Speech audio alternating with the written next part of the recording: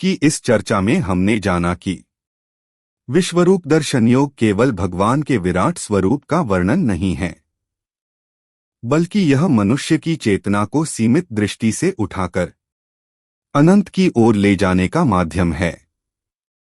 जब अर्जुन ने भगवान श्री कृष्ण के विश्वरूप का दर्शन किया, तब उन्हें यह बोध हुआ कि ईश्वर ही सृष्टि के सृजन, पालन और संहार के परम आधार हैं। यह अध्याय हमें सिखाता है कि परमात्मा किसी एक रूप, स्थान या विचार तक सीमित नहीं हैं। वे संपूर्ण ब्रह्मांड में, हर जीव में, हर शक्ति में और हर अनुभव में विद्यमान हैं। लेकिन इस सत्य का अनुभव केवल ज्ञान से नहीं, बल्कि श्रद्धा, भक्ति और पूर्ण समर्पण से संभव है।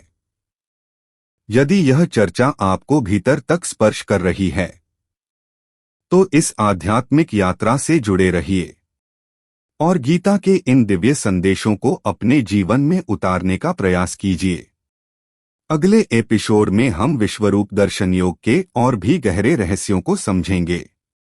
तब तक के लिए अपने भीतर और बाहर हर दिशा में ईश्वर की उपस्थिति को महसूस करने का प्रयास कीजिए। धन्यवाद। हरि ओम।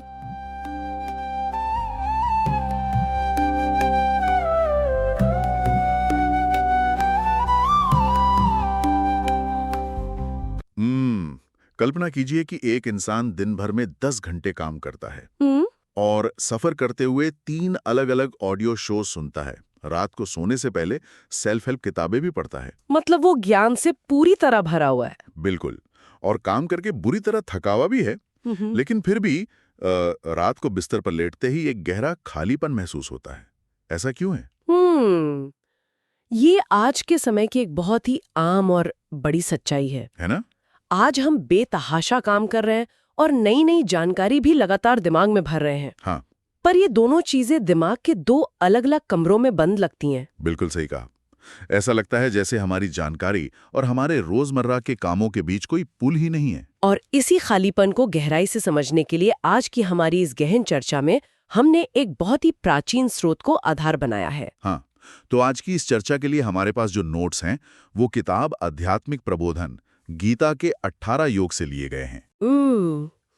इस किताब के अध्याय 4 का विषय है, और आज हमारा मिशन यही डिकोड करना है कि कैसे ज्ञान यानी नॉलेज और कर्म यानी एक्शन का सही समन्वय एक संतुलित जीवन के लिए अनिवार्य है। लेकिन चर्चा में आगे बढ़ने से पहले मैं एक बात स्पष्ट कर देना चाहती हूँ। हाँ, बिल्कुल बताइए। देखिए, जब भी ऐसे प्राचीन ग्रंथों का जिक्र आता है तो अक्सर लोग इसे किसी विशेष धार्मिक मत से जोड़ लेते हैं, जो कि आज हमारा उद्देश्य बिल्कुल नहीं है। एकदम सही। हम इन नोट्स में दिए गए एक विशुद्ध दार्शनिक और वैचारिक ढांचे का निष्पक्ष विश्लेषण कर रहे हैं। राइट। ताकि हम ये समझ सकें कि आधुनिक जीवन की थकान और भटकाव को दूर करने के लिए ये प्राचीन ज्ञान हमें क्या टूलकिट देता है। सही कहा। ये मूल रूप से मन और कर्म के प्रबंधन का विज्ञान है। तो चलिए इसे थोड़ा विस्तार से समझते हैं।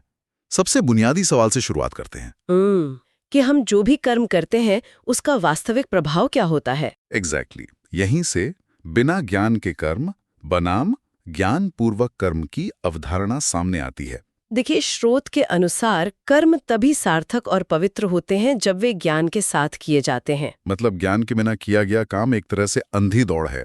हाँ, क्योंकि ज्ञान हमें ये सिखाता है कि हमारी चेतना या आत्मा शाश्वत है और कर्म केवल इस भौतिक शरीर तक सीमित है। ओके।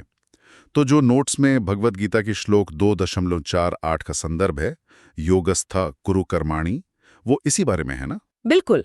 इस श्लोक में यही बताया गया है कि आसक्ति यानी अटैचमेंट को छोड़कर और सफलता असफलता में समान भाव रखकर काम करना ही योग है। जिसे समभाव कहा गया है।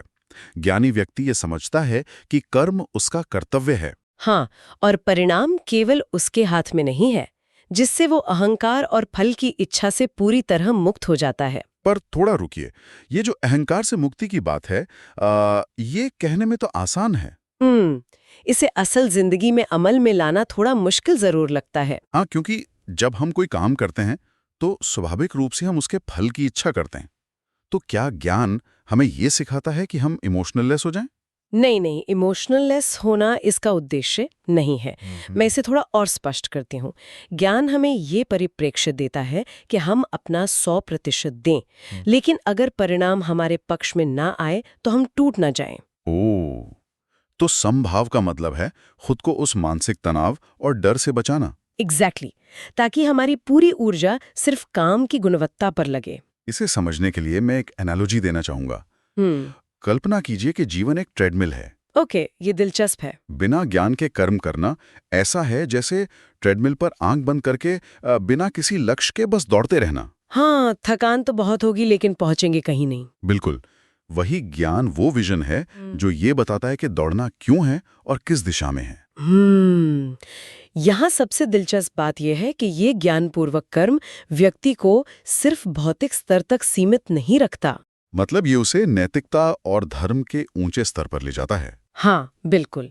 ये सिर्फ एक थियोरी नहीं है, बल्कि मानसिक शांति प्राप्त करने का एक बहुत ही व्यावहारिक तरीका है। और अपने रोजमर्रा के कर्मों को आत्मिक उन्नति का साधन बनाने का भी। सही कहा। जब विजन क्लियर होता है तो मानसिक थकान अपने आप कम हो जाती है। लेकिन यहाँ बात और भी दिलचस्प हो जाती है। मेरे दिमाग में एक सवाल आ रहा है। हाँ, पूछिए। क्या ये थोड़ा विरोधाभासी नहीं लगता? मतलब एक तरफ दुनिया में रहकर सांसारिक कर्तव्य निभाना, जिसे हम कर्म कहते हैं, ओहो, और दूसरी तरफ आत्मा की शाश्वतता को समझना, यानी ज्ञान। हमारे समाज में भी तो अक्सर इन दोनों रास्तों को बिल्कुल अलग माना जाता है ना? ये बहुत सही ऑब्जर्वेशन है। जैसे अगर कोई आध्यात्मिक मार्ग पर चलता है तो लोग सोचते हैं कि उसने संसार से संन्यास ले लिया है। हाँ, और अगर कोई संसार में मेहनत कर रहा है तो उसे सिर्फ भौतिकवादी मान लिया जाता है। तो क्या ये दोनों बातें एक इंसान को दो अलग-अलग दिशाओं में नहीं खींचती? ये एक बहुत ही लाजमी सवाल है और अक्सर लोग इसी भ्रम में उलझ जाते हैं। तो स्रोत सामग्री इस विरोधाभास को कैसे सुलझाती है? इसके जवाब में गीता के श्लोक 5.4 का गहराई से विश्लेषण किया गया है। सांख्य योगो पृथक बालाः। मतलब क्या केवल बालक या अज्ञानी लोग ही इन्हें अलग मानते हैं? एग्जैक्टली। यह श्लोक बहुत स्पष्ट करता है कि केवल बालक यानी अज्ञानी ही सांख्य मतलब ज्ञान योग और कर्म योग को अलग अलग मानते हैं। ओह, तो जो ज्ञानी व्यक्ति है वो ये भली भांति जानता है कि इन दोनों का पालन करने से एक ही फल प्राप्त होता है। बिल्कुल, दोनों का अंतिम फल आत्म साक्षात्कार और मोक्ष ही है। अगर हम इसे थोड़ा व्यापक संदर्भ में देखें, बताइए। केवल कर्म इंसान को संसार के बंधनों में बुरी तरह उलझा देता है और केवल ज्ञान उसे निष्क्रिय या इनएक्टिव बना सकता है। वाह, मतलब अगर सिर्फ काम कर रहे हैं तो उलझ जाएंगे और सिर्फ ज्ञान ले रहे हैं तो कुछ कर ही नहीं पाएंगे। सही कहा। कर्मयोग समाज में रहकर अपनी जिम्मेदारियां निभाते हुए ज्ञान प्राप्त करने का मार्ग है। और ज्ञान योग आंतरिक रूप से उस सत्य का अनुभव कराता है। हाँ, इन दोनों के बिना जीवन का जो चक्र है वो बिल्कुल अधूरा है। तो इन सब का आखिर क्या मतलब है? हम इस ज्ञान और कर्म के भ्रम को दूर करके जीवन में इसका व्यावहारिक उपयोग कैसे कर सकते हैं? देखिए, यहीं पर दोनों की अंतर्निहित एकता, जिसे हम अल्टीमेट सिनर्जी कह सकते हैं, वो सामने आती है। जो गीता के 3 अध्याय के 3 श्लोक में बताया गया है, लोकेस्मिन् द्विविधा निष्ठा। बिल्कुल, इसके माध्यम से ये समझाया गया है कि ज्ञान योगियों के लिए ज्ञान का मार्ग है और कर्म योगियों के लिए कर्म का। लेकिन दोनों ही अंततः एक ही पूर्णता की ओर ले जाते हैं। हाँ, क्योंकि ज्ञान के बिना कर्म सिर्फ एक भौतिक क्रिया है, उसका कोई गहरा अर्थ नहीं है। और ज्ञान तभी सार्थक है जब वो कर्म के माध्यम से इस दुनिया में व्यक्त हो।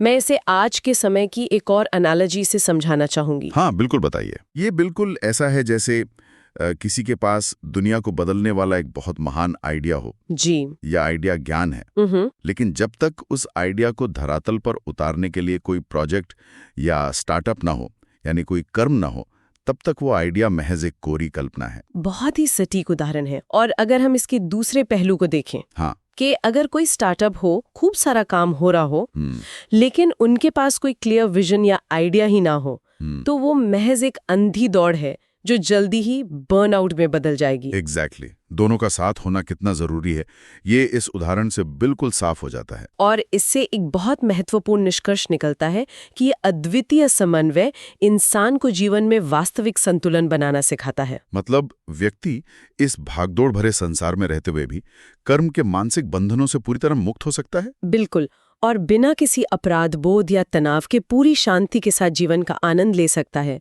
उसे जिम्मेदारियों से भागने की कोई जरूरत नहीं है। तो आज की इस पूरी गहन चर्चा का सार अगर हम निकालें तो स्रोत सामग्री का ये संदेश आज के युग में बहुत ज्यादा प्रासंगिक है।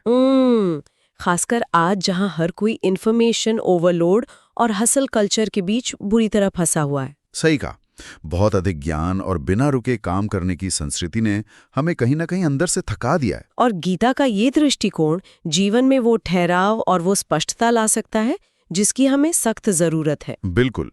तो आज की इस डीप डाइव को यहीं विराम देते हैं, लेकिन जाने से पहले स्रोत सामग्री से ही प्रेरित एक गहरा विचार मैं यहाँ छोड़ना चाहूंगा। हाँ, ये जरूरी है कि हम एक नए दृष्टिकोण के साथ चीजों को देखें। जरा इस बात पर विचार करने की आवश्यकता है, आधुनिक दुनिया में प्रोडक्टिविटी बढ़ाने की अंधी दौड़ कहीं महज बिना ज्ञान का कर्म तो नहीं बन गई है?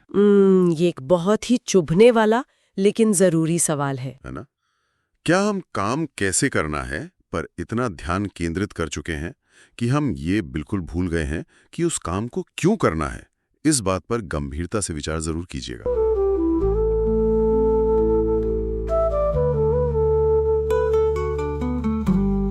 प्रिय श्रोताओं, आज की इस चर्चा से यह स्पष्ट होता है कि ज्ञान और कर्म एक दूसरे के विरोधी नहीं, बल्कि एक दूसरे के पूरक हैं।